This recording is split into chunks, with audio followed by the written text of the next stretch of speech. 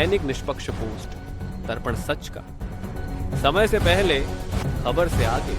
नमस्कार, आप देख रहे हैं दैनिक निष्पक्ष पोस्ट का डिजिटल वर्जन, जहां खबरें होती हैं साफ, सटीक और निष्पक्ष। आम आदमी पार्टी नेता आदिल खान ने दैनिक निष्पक्ष पोस्ट से खास बातचीत में बीजेपी पर ऑपरेशन लॉर्ड्स को लेकर गंभीर आरोप लगाए हैं। उन्होंने कहा कि कुछ लोगों को दबाव में शामिल किया गया, लेकिन इससे पार्टी को कोई बड़ा नुकसान नहीं होगा। देखिए एक्सक्लूसिव इंटरव्यू नौशाद अंसारी के साथ। आदाब, नमस्कार। मैं आपका होस्ट, आपका दोस्त नौशाद अंसारी। फिलहाल आज मेरे साथ मौजूद है राष्ट्रीय प्रवक्ता और दिल्ली के महासचिव आदिल खान, पूर्व प्रत्याशी मुस्तफा। फिलहाल एक घटना जो सबको विचलित कर रही है कि एक राघव चड्ढा जो फिलहाल देख रहे थे कि वो कस्में खा रहे थे, वो कह रहे थे कि ऐसा कोई रुपया नहीं बना जो वो खींच सके। अब वो कपिल मिश्रा जैसी बात बोल रहे थे, वो एक दिन वो बात कपिल मिश्रा भी बोलते थे और यकीन था अरविंद केजरीवाल की। खास करके मुझे देखिए कि आम आदमी पार्टी बिक जाएगी, मैं नहीं बिकूंगा, ये कपिल मिश्रा भी बोलते थे। अब नंबर है राघव चड्ढा, उसके साथ साथ 7 और लोग जो राज्यसभा के सांसद वो भी चले गए उनके साथ साथ। क्या मजबूरी रहेगी वो तो वही बेहतर जान सकती है। और फिलहाल हम देख रहे हैं कि लगातार उनका विरोध हो रहा है। तो मेरे साथ राष्ट्रीय प्रवक्ता और आदिल खान साहब, क्या कहेंगे सर? लगातार इस तरह की चीजें, राघव चड्ढा जाने वाले थे, उनके लक्षण समझ में आ रहे थे, लेकिन इतने सारे जो सांसद आपके गए, किस रूप में देखे सर? देखिए, आपने अभी खुद ही कहा कि राघव चड्ढा बार बार ये कहते थे कि ऐसा कोई सिक्का नहीं बना, ऐसा कोई पैसा नहीं बना, ऐसा कोई रुपया नहीं बना, ऐसे लोग नहीं बने जो उनको खरीद सके। पर हम सब ने देखा कि राघव चड्ढा कितनी आसानी से भारतीय जनता पार्टी के ऑपरेशन लोटस के तहत जाकर के केंद्र सरकार की गोद में, अमित शाह जी की गोद में, नरेंद्र मोदी जी की गोद में बैठ गए। और मुझे लगता है कि अगर उनको जाना था तो वो आम आदमी पार्टी के कार्यकर्ताओं के साथ गद्दारी ना करके, पंजाब के लोगों के साथ गद्दारी ना करके, अरविंद केजरीवाल जी के विश्वास के साथ गद्दारी ना करके पार्टी को छोड़ कर जाते, तब समझ में आता कि हाँ, उनकी कोई हैसियत है। अरविंद केजरीवाल जी के विश्वास को, लाखों कार्यकर्ताओं की मेहनत को, पंजाब के लोगों के साथ गद्दारी करके राघव चड्ढा और पूरी जो उनके साथ जो लोग गए हैं, मुझे लगता है कि ये बहुत बड़ी गद्दारी है। और देश की जनता, पंजाब की जनता, दिल्ली के लोग, आम आदमी पार्टी के कार्यकर्ता इस चीज को कभी माफ नहीं करेंगे। अच्छा, मेरी अपनी तरफ से कह रहे कि अभी आज कार्यकर्ताओं से बात करनी थी। अगर जैसे हमने देखा कि तृणमूल कांग्रेस बनी, एनसीपी बनी, धड़े अलग हुए, अगर वो उन्हें अगर अपनी पार्टी दम घुटा, जब वैसे बार बार वो कह रहे कि आम आदमी पार्टी को पार्टी नहीं रही, जो पार्टी जिस बेसिस पे बाहर निकले थे, प्रदर्शन से बाहर आए थे, लेकिन वो कहीं ना कहीं आरोप भी लगा रहे हैं बहुत बुरे कि वो अपने विषय से भटक गए हैं, गद्दार पार्टी बनती जा रही थी, उसमें बहुत सारे अनियमितता बढ़ रही थी। तो कार्यकर्ताओं से संवाद करते, जो पूरी आम आदमी पार्टी के कार्यकर्ता उनसे संवाद करते, अलग अपना धड़ा बना सकते, लेकिन जिस पार्टी को लगातार वो कोसते थे, गाली बकते थे, गुंडों की पार्टी बोलते थे, उसमें जाना कितना स्वाभाविक है सर? देखिए, ये जो लोग गए हैं पार्टी छोड़कर, इनकी अपनी क्या पहचान थी? कौन जानता था? बगल का पड़ोसी भी इनको नहीं जानता था। अरविंद केजरीवाल जी ने इनको गली से उठा के राज्यसभा तक पहुंचाया है। इनकी औकात नहीं थी कि अपने यहां काउंसलर का चुनाव जीत लें। तमाम कार्यकर्ताओं ने मेहनत किया, सरकार बनी, सरकार में जो हमारे विधायक चुने गए, उन्होंने इनको चुनकर भेजा। तो अगर इनकी हैसियत होती, अगर ये अपने आप को नेता मानते, तो आम आदमी पार्टी से इस्तीफा देते, अपने राज्यसभा के पद से इस्तीफा देते और उसके बाद किसी भी पार्टी में चले जाते। आज किस मुंह से अरविंद केजरीवाल और आम आदमी पार्टी को बुरा भला कह रहे हैं? कल तक आपको सबसे अच्छी लगती थी। कल तक आप ये कसीदे पढ़ते थे कि अरविंद केजरीवाल जैसा इस संसार में कोई नहीं। कल तक आप अपना अभिभावक, अपना पिता, अपना नेता, अपना गुरु बताते थे, और आज चंद सिक्कों में आप बिक गए। आज आपको मंत्रालय दिखने लगा। कल तक जो नरेंद्र मोदी आपको दुश्मन लगते थे देश के, कल तक जो अमित शाह आपको लगते थे कि इस देश को बर्बाद कर रहे हैं, आज वो आपको अच्छे लगने लगे। तो जाहिर तौर पर ये देश के साथ गद्दारी है, लोकतंत्र के साथ गद्दारी है, पार्टी के साथ गद्दारी है, और साथ ही साथ इस देश के संविधान के साथ। वो कह रहे हैं कि वो मोदी जी ने उनको प्रभावित किया, देश का मान सम्मान बढ़ाया, इतने काम किए मोदी जी ने कि वो प्रभावित हो गया। उन्हें लगता है कि अरविंद केजरीवाल जो अपने विषय से भटक गए हैं, जो निष्पक्ष या कट्टर ईमानदार बोलते थे, वो इस विषय से भटक गए। उन्हें मजबूरी में आके कहा कि मैंने 15 साल पार्टी की सेवा करी और वो ऐसा वक्त मैंने नहीं सोचा था आएगा। तो ऐसा क्या असर, आप तो पार्टी के कार्यकारिणी के सदस्य रहे और उस आंदोलन का एक हिस्सा रहे हैं सर। देखिए, मैं तो सिर्फ राघव चड्ढा से, संदीप पाठक से एक सवाल पूछना चाहता हूँ कि 2014 से नरेंद्र मोदी इस देश के प्रधानमंत्री हैं, तो आज आपको कैसे अच्छे लगने लगे? अभी 10 दिन पहले तो आप उनको गालियां बक रहे थे, हर मंच से कहते थे कि देश के गद्दार हैं, इन लोगों ने देश को बर्बाद किया। फिर अचानक से लोग अच्छे कैसे लगने लगते हैं? ये बड़ा सवाल है। और ये देश का हर एक नागरिक, हर एक कार्यकर्ता, हर एक समाज में जो अच्छे लोग हैं, सब जानना चाहते हैं कि जो कल तक आपको बुरे लगते थे, अचानक से आप ऐसे वॉशिंग मशीन में जाते हो, धुल के आ जाते हो, भारतीय जनता पार्टी को आप अच्छे लगने लगते हो, आपको भारतीय जनता पार्टी अच्छी लगने लगती है। दूसरी बात, अरविंद केजरीवाल अपने मुद्दों से कहां से भटक गए? इस देश के इतिहास में अरविंद केजरीवाल एक ऐसा व्यक्ति है जो सच को सच और झूठ को झूठ कहने की हिम्मत रखता है। अरविंद केजरीवाल एक ऐसा व्यक्ति है जो नरेंद्र मोदी और अमित शाह की आंखों में आंख डालकर सवाल पूछने की हिम्मत रखता है।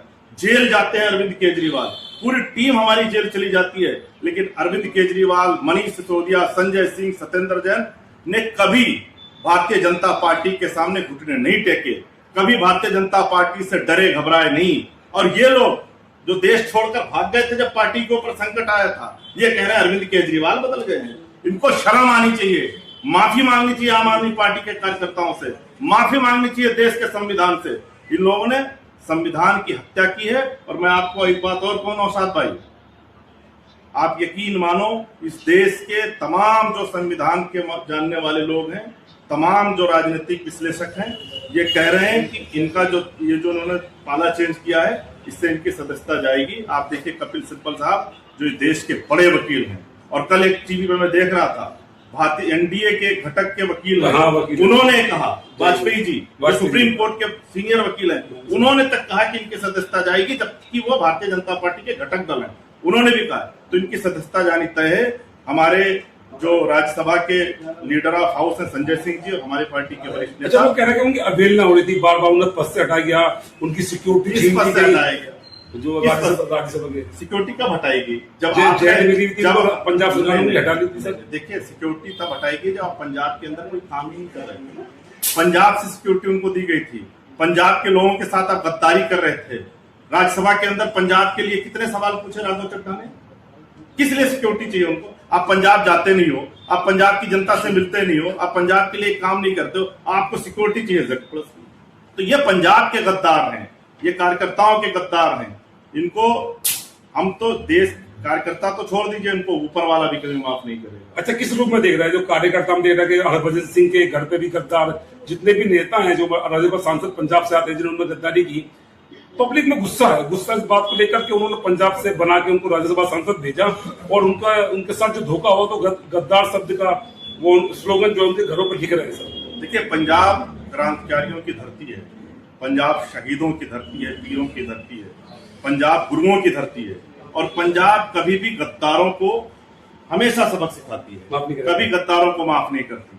तो पंजाब के लोग काफी गुस्से में हैं, पंजाब के लोग भारतीय जनता पार्टी में इनके जाने से काफी नाराज हैं, और पंजाब के लोग लगातार इनके घरों पर, इनके दुकानों पर, इनके जहां इनके कारखाने हैं, जहां इनका व्यापार है, जहां इनकी यूनिवर्सिटीज है, उस पर अपना गुस्सा जाहिर कर रहे हैं। मैं कल से देख रहा हूं कि इनके घरों पर बार बार गद्दार लिखा जा रहा है, और वो पंजाब की युवा है जो जाकर इनके घरों पर। आगे सवाल हम देख रहे हैं, जिस तरह की राजनीति हो रही है, जो आम आदमी है जो अपने रहनुमा चुनकर भेजता है, अगर इस तरह से मामला होता है, नहीं लगता आपको राजनीति इस स्तर तक गिर जाएगी? जो लोग राजनीति की तरफ को देखते हैं, क्यों कहेंगे साहब हमने तो अपने खून पसीना बहाकर इनको बनाया और ये बिक गए, तो उनका जो महत्व है राजनीति का कहीं न कहीं घटेगा ना सर? निश्चित तौर पर यही बात हम बार बार कह रहे हैं, और यही बात बार बार कही जा रही है कि इस देश के संविधान के साथ खेला जा रहा है। आपको अगर जाना है कहीं, आप चले जाइए, उसमें कोई गुरेज नहीं है।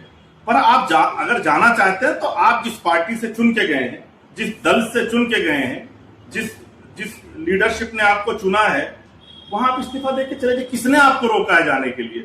आप, मैं फिर से कहता हूं कि अगर इन सातों के अंदर हिम्मत है तो आम आदमी पार्टी से इस्तीफा दे, राज्यसभा से इस्तीफा दे और जाए ना भारतीय जनता पार्टी में। इनको कोई चिमटे से नहीं छुएगा। अच्छा, मैं एक चीज में पढ़ रहा था, अमेरिका में 345 वीआईपी है, जापान में 295, हमारे देश में 5.5 लाख वीआईपी है।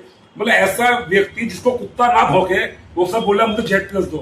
अरे जा भाई रास्ते में, मतलब ऐसे ऐसे व्यक्ति मैं देखता हूँ जो मांग करते हैं 5 गनर 10 गनर, उन्हें गली का कुत्ता ना भौंके वो कहेगा हमें तो जेट प्लस दो सब। अरे काहे की जेट, खून पसीने की कमाई जो जनता की, काहे इसका इस्तेमाल कर रहे हैं सब। देखिए, वो तो आप सब कुछ जानते ही हैं, इन लोगों को कौन पूछ रहा है, पर भारतीय जनता पार्टी ने इन सबको सिक्योरिटी दे रखी है। और बीजेपी का ये मोडस ऑपरेंडी है कि वो लोगों को जब तोड़ती है तो उनको सिक्योरिटी देती है, उनको यहाँ वहां, और उसके बाद फिर भूल जाती है। आम आदमी पार्टी से जितने लोग छोड़कर गए हैं, आप नौसाद भाई उठाकर देखिए, कहीं किसी का नामो निशान नहीं मिलेगा। भारतीय जनता पार्टी इस्तेमाल करती है और फिर छोड़ती है। और मैं आपके चैनल पर बड़ी जिम्मेदारी से कह रहा हूं कि आज से 5 साल बाद, 2 साल बाद, 3 साल बाद लोग इनका नाम लेने वाले नहीं बचे। जब देखा हुमायूं कबीर का एक वीडियो वायरल हुआ था बिहार बंगाल में कि 1000 करोड़ रुपए लेकर जो है वो दे रहे, 1000 करोड़ रुपए जो है लिया गया। लोगों ने गद्दार शब्द का मतलब वो इधर के रहे ना उधर के रहे, मतलब क्यों है आपको सेवा करनी है, देश की सेवा करने की जाए तो फिर इससे तो कह दिया हमको बिजनेस करना है, सेवा का नाम क्यों?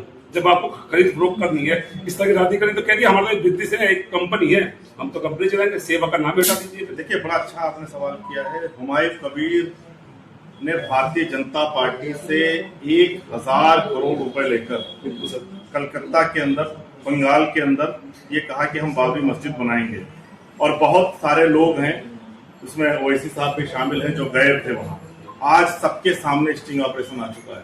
भारतीय जनता पार्टी कितना कितना गिर सकती है, इसका अंदाजा आप हुमायूं कबीर को देखकर लगा सकते हैं। उनको जेड प्लस सिक्योरिटी दी गई है। वो भारतीय जनता, हमने तब भी कहा था कि वो भारतीय जनता पार्टी के एजेंट है, और आज भी कह रहे हैं भारतीय जनता पार्टी के एजेंट है, क्योंकि आज तो सबको पता चल गया 1000 करोड़ रुपए लेकर, जेड प्लस की सिक्योरिटी लेकर भारतीय जनता पार्टी के एजेंडे पर हुमायूं कबीर काम कर रहे हैं बंगाल के अंदर। लेकिन बंगाल की जनता बहुत समझदार है।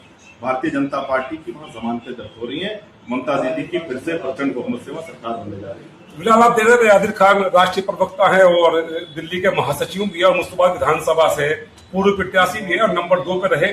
फिलहाल हमारा एक कहना है सभी पार्टियों से, अब कहते क्या है, अब जनता के बीच में बोलते कि हम तो सेवा भाव से आए हैं, जनता की सेवा करनी है, तो वो निस्वार्थ भी कर सकते हैं। पद का है फिर, और जैसे मैं अभी कहा कि अमेरिका जैसे देश में 300 के करीब है, जापान में 295, हमारे देश में 5.5 लाख दी जाती है जिन्हें सुरक्षा दी जाती है। तो फिलहाल अगर आप देश को बदलना चाहते हैं, विश्व गुरु बनाना चाहते हैं, तो आपको राजनीति का स्तर जो है वो बदलना होगा, सेवा भाव से काम करना होगा, तभी हमारा देश जो है वो विश्व गुरु बनता है। देखते हैं। धन्यवाद। आप देख रहे थे दैनिक निष्पक्ष पोस्ट। ऐसे ही खास इंटरव्यू और रिपोर्ट्स के साथ फिर मिलेंगे। कृपया लाइक, सब्सक्राइब और शेयर करना न भूलें। धन्यवाद।